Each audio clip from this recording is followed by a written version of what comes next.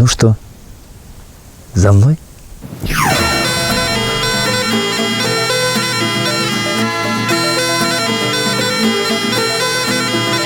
Дзень добры, панове! Ішоў гэта я ішоў і дайшоў да мястэчка Міхалішкі, што знаходзіцца ў Гродненскай вобласці, Астравецкім раёне, Рэспубліка Беларусь.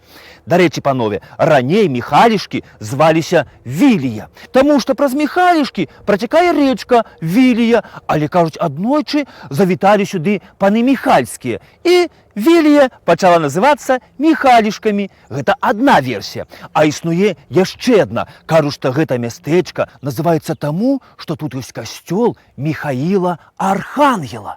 І вось у гонар Міхаіла Архангела мястэчка і назвалі Міхалішкі. Ну што, панове, надвор'е цудоўнае, настрой таксама нядрэнны. Прапаную выйсці на шпацыр па Міхалішках. Ну і не проста так выйсці, а з карысцю паглядзець, што тут цікавага, ну і заадно даведацца аб гісторыі гэтага слаўнага мястэчка. Ну што, за мной? Упершыню Міхалішкі ўзгадваецца ў 1504 годзе. Вось Міхалішкі самі ўзгадваецца, а хто гаспадарыў тут, невядома. А вось пазней тут гаспадарылі і Радзівілы, і Пронскія, і Кінішкі. Праз Міхалішкі праходзіць старажытны шлях з Вільні да Полацку і Санкт-Петербургу. І хто толькі гэтым шляхам не ездзіў? Туды, сюды, а аднойчы гэтым шляхам праязджаў не хто-небудзь, а сам вялікі князь Жыгімонт Стары. Кажуць, гэта была раніца, і старога Жыгімонта замучыла смага. І вось ён саскочыў з коня і вырашыў папіць тут што-небудзь такога, ну, скажам, старажытнага джин-тоніку. Пачаў карчму шукаць. Хадзіў навокал, хадзіў. Няма карчмы. Да што ж гэта такое? Такі шлях і карчмы не пабудавалі. Вымушаны быў папіць вады са студні. Папіўшы, ускочыў ён на коня і паехаў далей. Але пра Міхалішкі не забыўся. І недзе літаральна праз некалькі гадоў ён выдаў прывілей на пабудову тут карчмы і правядзенне кірмашоў. Ну, я думаю, панове, што збіраўся яшчэ раз сюдою раніцаю праехаць. Так што калі ў 1604 годзе Міхалішкі набылі бжастоўскія, то тут уже праводзіліся кірмашы, была пабудаваная карчма, а бжастоўскія вырашылі тут пабудаваць сабе сядзібу. І пабудавалі яны яе вось на гэтым месцы. Але на вялікі жаль сядзіба да нас не дайшла, таму што падчас вайны з французамі французы пры адступленні на сваім шляху палілі ўсё. У іх спіс патрапіла і сядзіба бжастоўскіх. Яшчэ, панове, у тым войску, якое праз Міхалішкі гнала французаў, быў і Вікенцій Равінскі. Дзякуючы Вікенцію Равінскаму беларуская літаратура можа ганарыцца такім творам, як Энеіда на выварат. А вось дзякуючы графу Еўстафію Тышкевічу, які падарожнічаў тут па Віліі, мы можам бачыць, як сядзіба бжастоўскіх выглядала раней. Вось такую ён яе намаляваў.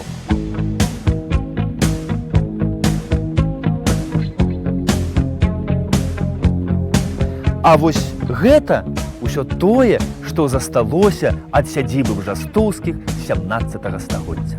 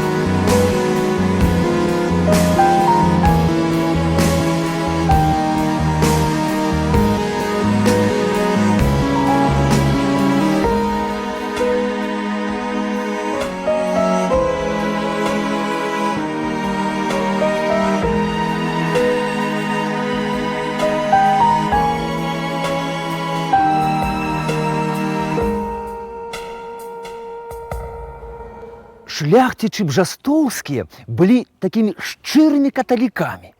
І яны падумалі, што неяк непрыстойна, ды і сорамна ім, што ў Міхалішках няма касцёла. І яны пачалі думаць над тым, які ж касцёл ім будаваць. Ці то дамініканцаў, ці то францысканцаў, ці то бернардынцаў. Я не ведаю, колькі б ім прыйшлося яшчэ думаць, калі б сюды не завіталі аўгусцінцы. Гістарычная даведка, інфармацыя да роздуму. Аўгусцінцы, члены каталіцка-жабрацкага ордэну. Ордэн утвораны ў 391 годзе біскупам горада Гіпона, што ў паўночнай Афрыцы, Аўрэліем Аўгусцінам. Традыцыйная вопратка аўгусцінцаў – хабіт, чорная суконная рыза з вострым капюшонам і доўгімі шырокімі рукавамі. Арыентаваліся на Платона, праводзілі аналогію паміж трымя здольнасцямі душы – памяццю, розумам, воляй і трымя абліччамі Троіцы.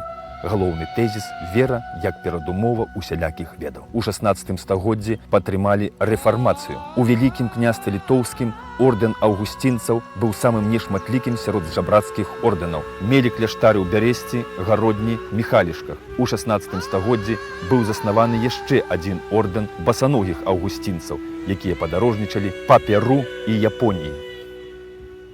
Так здарылася, што шлях аўгусцінцаў у краіну ўсходзячага сонца пралягаў якраз праз Міхалішкі. І вось тут іх і сустрэў Цыпрыян Бжастоўскі. Я не ведаю, якімі казкамі ён іх тут частаваў, але пагасціўшы ў яго 2 дні, манахі перадумалі ідці ў краіну ўсходзячага сонца, а вырашылі застацца ў Міхалішках сярод усходзячых сонечных дзьмухаўцоў. Спачатку яны жылі ў маёнтку, а ў 1622 годзе яны перабраліся ў драўляны кляштар і касцёл, фундуш на пабудову якіх і выдалі бжастоўскія.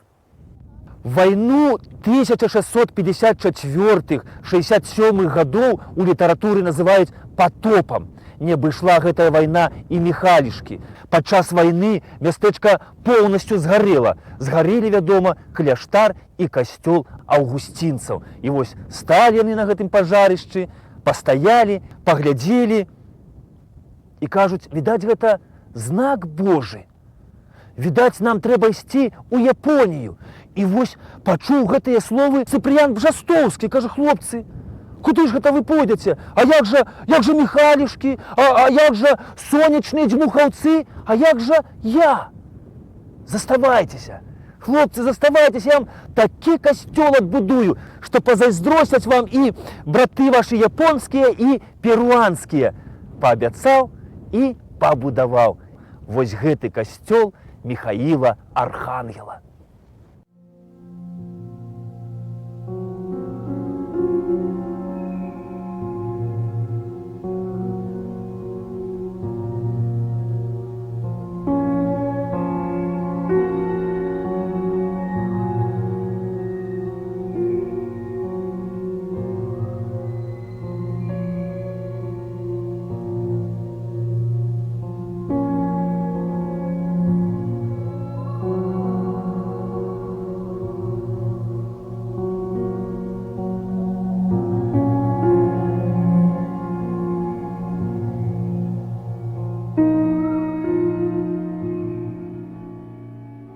Дакладна невядома, у якім канкрэтна годзе распачалося будаўніцтва новых касцёла і кляштара. Хутчэй за ўсё, не раней 1660 году, бо менавіта тады Цыпрыян Бжастоўскі атрымаў ад дзяржавы 15 000 злотых за тое, што ў якасці сенатара Вялікага княства Літоўска тройчы ездзіў паслом у Маскву. Прыкладна, у гэты ж час у Рыме скончыў вучобу ягоны сын Канстанцін Бжастоўскі, які лічыўся прызнаным аматарам мастацтва. Канстанцін і запрасіў у Міхалішкі вядомага бельгійскага архітэктара Крыштафа Пенса і вядомага італьянца П'етро Перці, дызайнера касцёльных інтэр'ераў. Асвячэнне касцёла ў гонар Міхала Архангела адбылося ў 1700 годзе, калі Канстанцін Бжастоўскі ўжо быў біскупам Вільні. Дарэчы, касцёл у Міхалішках – адзіны помнік так званага сармацкага барока на Беларусі, які захаваўся ў больш-менш першазданным выглядзе. архітэктар, які будаваў касцёл, Крыштаф Пенс, ён, кажуць, быў чалавекам такім замкнёным. Відаць, таму касцёл вонкава і атрымаўся не такім пышным. А вось дызайнер П'етра Перці, які распрацоўваў інтэр'ер касцёлу, той быў чалавек, такі жыццярадасным, вясёлым быў. Відаць, таму унутры касцёл настолькі адрозніваецца ад свайго вонкавага выгляду.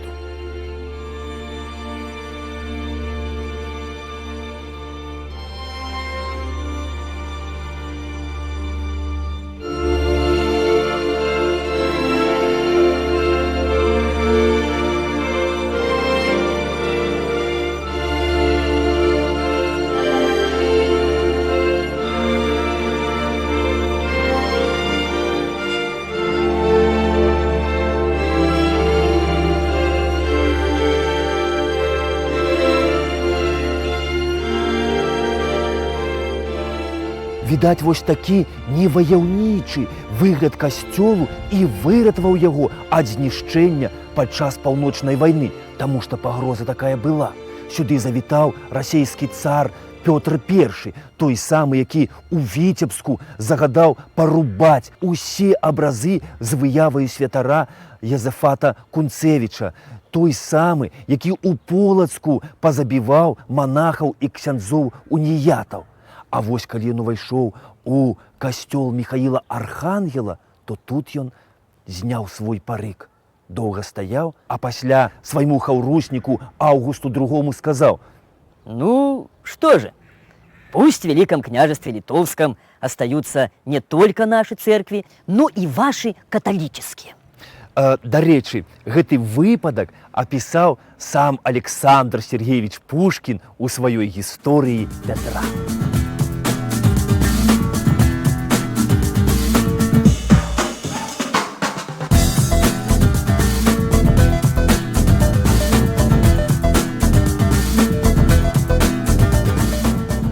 Напрыканцы 18 стагоддзя інфлянскі біскуп Касакоўскі дамогся ад папы рымскага задаўгі аб закрыцці кляштару аўгусцінцаў. І монахі кінуліся адразу да тагачаснага уладара мястэчка, да Міхала Бжастоўскага са словамі: «Што рабіць? Што рабіць, пан Міхал, дапамажы!» Ну і, вядома, Міхал дапамог монахам. Ён даў ім грошы, каб тыя расплаціліся з пазыкамі. Монахі расплаціліся, кляштар зноў запрацаваў, а Бжастоўскі усе свае падарункі забраў монахаў назад і прыхапіў яшчэ ўсё тое, што падараваў аўгусцінцам яшчэ ягоны дзед, усе тыя маёнткі і фальваркі.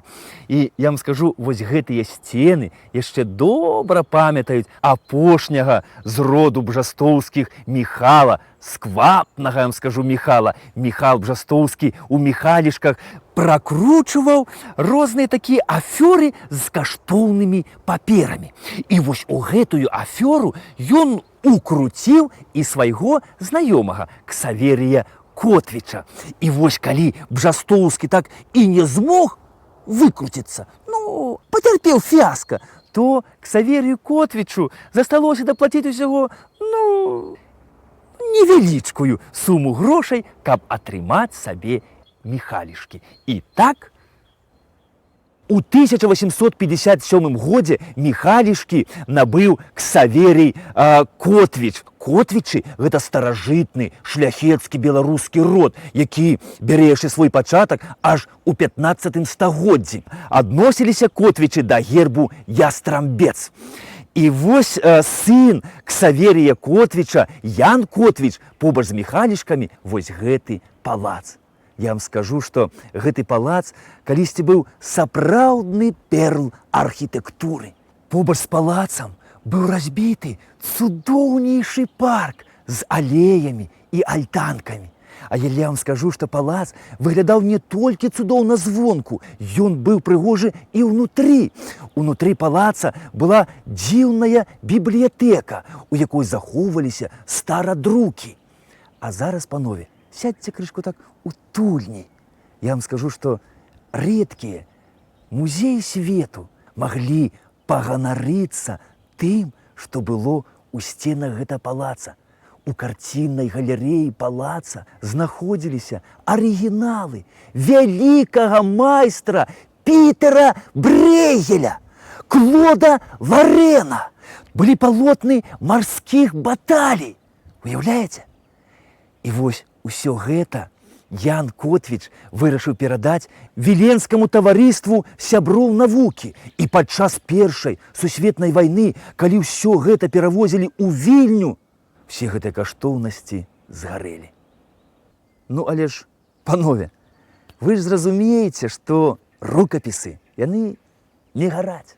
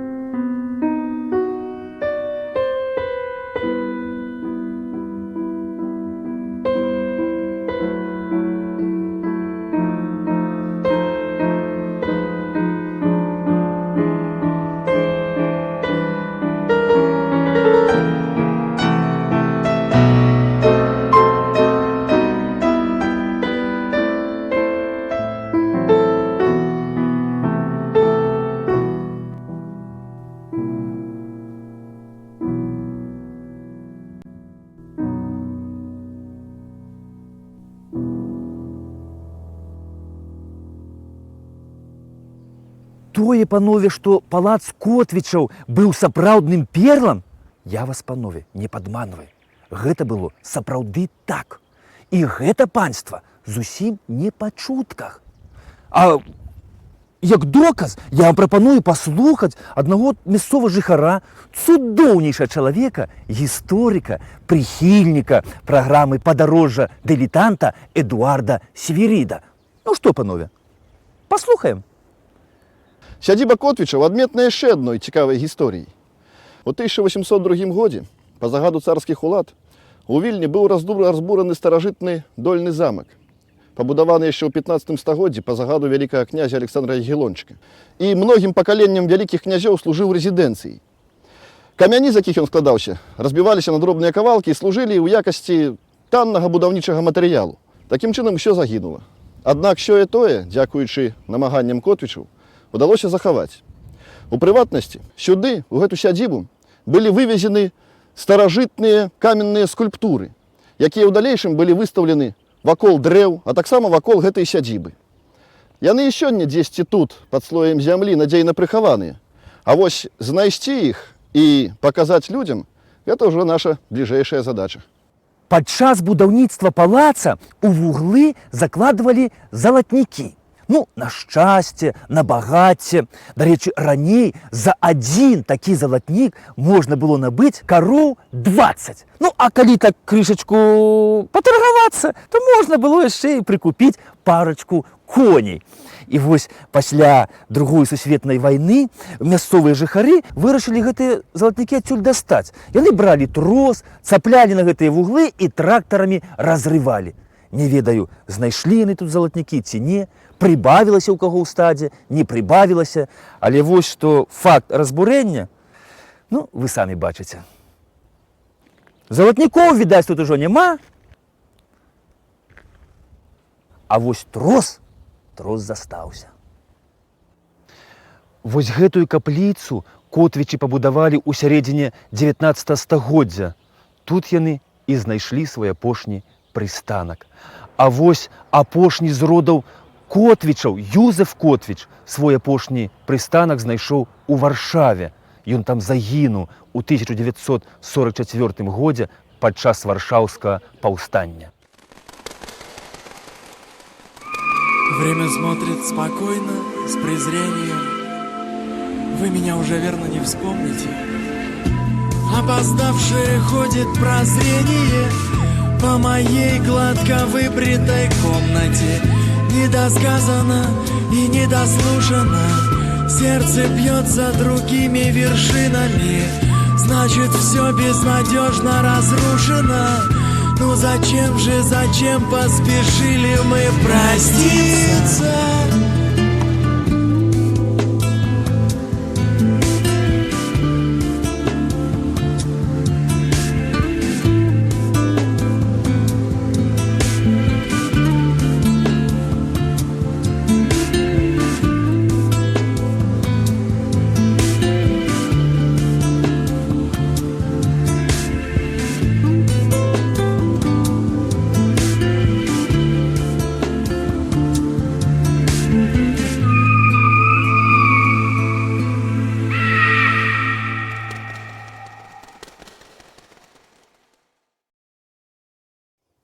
У кожным беларускім мястэчку шмат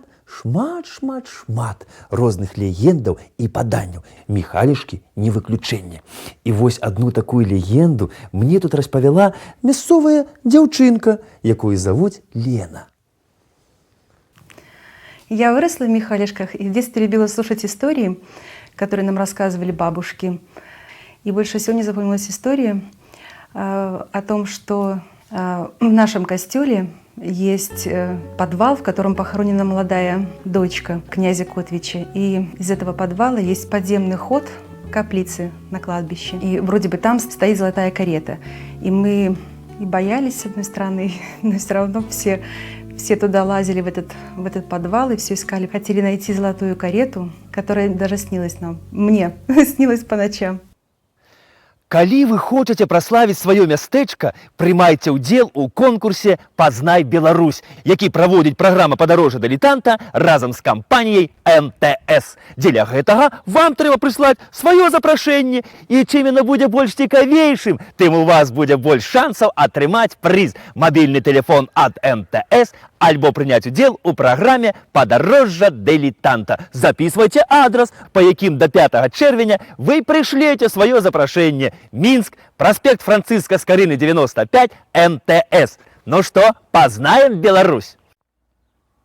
Падчас Першай сусветнай вайны касцёл вельмі моцна пацярпеў ад пажару. Згарэлі арган, архівы, вокны. Але літаральна праз некалькі год касцёл аднавілі. І аднавілі цудоўна. Як вы бачылі, ён стаіць і па сённяшні дзень. Касцёл Михаіла Архангела у Михалішках стаіць як сімвал адраджэння. І жывыя мы, і жывем мы, таму што верим у чыстае, светлае, цудоўнае, слаўнае будучае. Это все, что останется после меня. Это все, что возьму я с собой.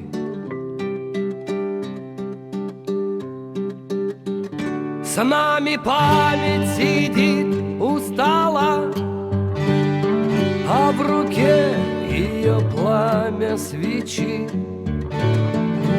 Ты такой хороший была, посмотри на меня, не молчи. И не плачь, если можешь, прости. Жизнь не сахар, а смерть нам не чай. Мне свою дорогу нести. До свидания, друг, и прощай. Это все, что останется после меня. Это все, что возьму я с собой.